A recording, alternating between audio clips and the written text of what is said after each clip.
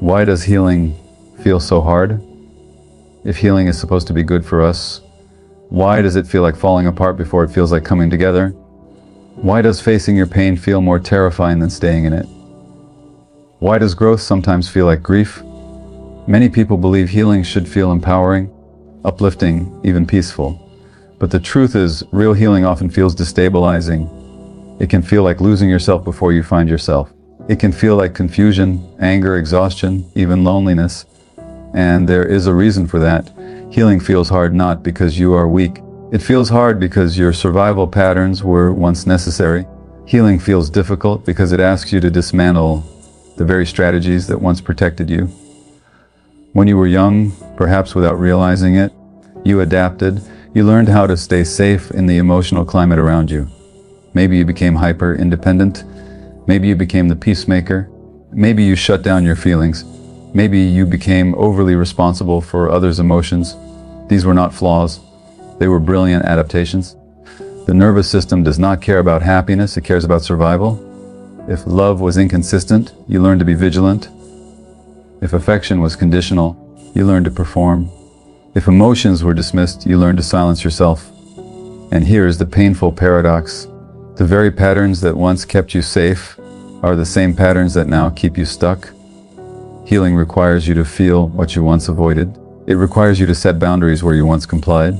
It requires you to say no when your body is used to saying yes, to stay connected. Of course, that feels terrifying because to your nervous system, change feels like danger, even when it is healthy. Healing also feels hard because it confronts grief.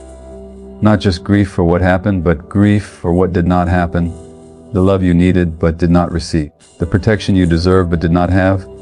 The version of yourself you had to abandon in order to belong. And grief is not a neat emotion. It moves in waves. It disrupts identity. It makes you question who you are without your coping mechanisms. There is another reason healing feels hard. When you stop blaming yourself, you may have to acknowledge what hurt you. And that can feel disloyal. Many people protect their caregivers or partners by minimizing their own pain. Admitting harm can feel like betrayal, even when it is simply honesty. Healing asks for truth, and truth can shake the foundation of your entire story. But here is what makes healing possible. Your symptoms are not signs of brokenness. They are signs of adaptation. Anxiety, people-pleasing, emotional shutdown, perfectionism, these are not character flaws. They are survival responses. When you understand that, shame begins to soften. Healing does not mean becoming someone new. It means becoming someone more authentic. It means slowly teaching your nervous system that safety is no longer earned through self-abandonment. It means allowing yourself to feel without collapsing. It means tolerating discomfort without escaping it. And that is difficult work, because healing is not about fixing yourself. It is about remembering who you were before you had to protect yourself. And remembering takes courage. Survival patterns resist change. Survival patterns resist change because your system isn't asking, is this healthy? It's asking, will this keep me connected? Will this keep me safe? Will this prevent rejection, conflict, abandonment, humiliation? And for a long time, the answer was yes. So when you try to heal, what you often meet first is not relief, it's resistance. Not because you're lazy, not because you don't want freedom badly enough, but because the part of you that learned to survive is doing its job. It is loyal, it is vigilant, it is protective. It is trying to prevent the kind of pain that once felt unbearable. Think about what we call coping mechanisms.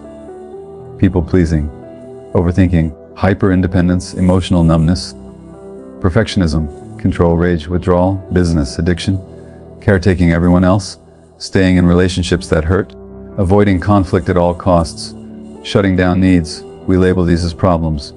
But the deeper truth is they are strategies. They are adaptations. They are evidence that you found a way to survive a world that did not feel safe to be fully yourself in. If, as a child, expressing anger led to punishment, your body learned, don't feel anger. If crying brought ridicule or neglect, your body learned, don't need comfort. If being quiet kept the peace, your nervous system learned, silence equals safety. If being useful earned affection, your system learned, earn love by over-giving. So when you're an adult and you say, I want to stop people pleasing, your nervous system doesn't hear self-growth, It hears danger because people pleasing wasn't just a habit, it was a protection plan. Letting go of a survival pattern feels unsafe at first because it removes the illusion of control. You are stepping out of the role that once kept you included. You are leaving the familiar, even if the familiar was painful. That's why healing can feel like you're getting worse before you get better. You set a boundary, and suddenly you feel guilt, panic, nausea, trembling. Not because the boundary is wrong, but because your body is bracing for what used to come next: anger, abandonment, punishment, withdrawal of love. You stop over-explaining. Your mind screams, they'll misunderstand you, they'll leave. You stop fixing everyone, and you feel strangely empty because your identity was built around being needed. You stop numbing out, and you feel everything, and it feels like drowning. You stop chasing emotionally unavailable people, and you feel the ache of loneliness you were outrunning. Healing is often not adding something, it's subtracting something that was holding your world together. And that subtraction creates a gap between the old strategy and the new way of being. And that gap feels terrifying, because in that gap, you don't yet have trust in yourself. You don't yet have proof that you can survive discomfort. You don't yet have the inner experience of, I can be rejected and still be okay. You don't yet have the felt sense of safety inside your own body. So your system says, go back, do the old thing, it worked before. This is why willpower isn't enough, because survival patterns are not logical choices. They are nervous system reflexes. They live in the body, and the body does not respond to lectures. It responds to felt experience, to repetition, to gentleness, to safety. That's why the real work of healing is not forcing yourself to change. It's slowly teaching your system that you no longer need to earn love through self-erasure. It looks like this. You set a small boundary and you stay with the discomfort without rescuing others from it. You tolerate someone being disappointed in you, and you don't collapse. You notice the urge to over-explain, and you breathe instead. You feel the panic rise, and you remind yourself, this is old fear, not current danger. You choose a healthier relationship, and you let it feel unfamiliar without calling it boring. Healing is the gradual retraining of your nervous system to understand that safety can exist without performance, without control, without self-abandonment. And yes, at first, letting go of survival patterns feels unsafe because your body thinks those patterns are love. Those patterns are belonging. Those patterns are protection. But the goal isn't to shame the part of you that clings to them. The goal is to thank it, to say, I understand why you did this. You kept me going. You got me through. And now we can learn something new. Because the measure of healing isn't that you never get triggered again. It's that you can feel the trigger and still choose yourself. It's that you stop confusing attachment with love. You stop confusing familiarity with safety. You stop confusing self-sacrifice with worth. And slowly, quietly, your body learns the most revolutionary truth. You can be safe without disappearing. The nervous system confuses familiarity with safety. Your nervous system confuses familiarity with safety because it was never designed to pursue your happiness. It was designed to keep you alive. And what keeps you alive, especially early in life, is not what's healthy. It's what's predictable. That's the part most people miss. We imagine that if something hurts us, we should naturally move away from it. But the nervous system doesn't always move away from pain, not if the pain is familiar, not if the pain came packaged with connection, and not if that pain was the emotional climate you learned to adapt to. So even when a relationship is draining, unpredictable, cold, critical, or emotionally unsafe, it can still feel strangely right. Not because you like it, not because you want it, but because your system recognizes it. And recognition feels like safety to a nervous system that learned to survive through pattern matching. If you grew up in an environment where love came with anxiety, you may now associate anxiety with love. If you grew up walking on eggshells, calmness may feel suspicious. If you grew up being emotionally neglected, someone who truly sees you may feel too much, invasive, overwhelming, even unsafe. If you grew up having to earn affection, being loved for free can feel undeserved and therefore unstable. This is the cruel paradox of trauma. Your nervous system might reject the healthy and cling to the harmful because the harmful is familiar. That's why people often say, I don't know why I keep choosing the same kind of partner. Or, why do I feel bored in a stable relationship?